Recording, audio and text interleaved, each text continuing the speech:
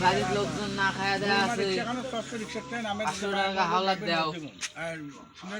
TV দেখো নেছি TV দেই address চাইও না ইয়াডু এসে সামনে কে বাইক না খাওয়া দেওয়া আছে দাও কয় টাকা টিআই আছে 1000 টাকা নোট একটা তার 500 টাকা দাও তাই 500 টাকা ধার নাও দিবা কবে এই কাল সকালে দিমু দাও হ্যাঁ গেছি কয় টাকা লোক আর দাও যা আছে সবই দাও বেলা কয় টাকা ওই যা তো টিয়া নাই যদি লোক সামনে তখন ইয়ে বলো বাবা।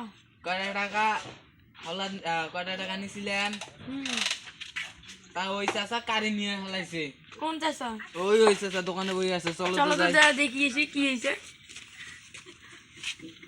মুরব্বী কি ছিল? আসসালামু আলাইকুম হুজুর ওয়ালাইকুম আসসালাম। আপনি কোন মসজিদের ইমাম সাহেব এই আমাগো এই নতুন মসজিদের না হ্যাঁ ও কোন আপনার নামে একটা বিচার পেলাম।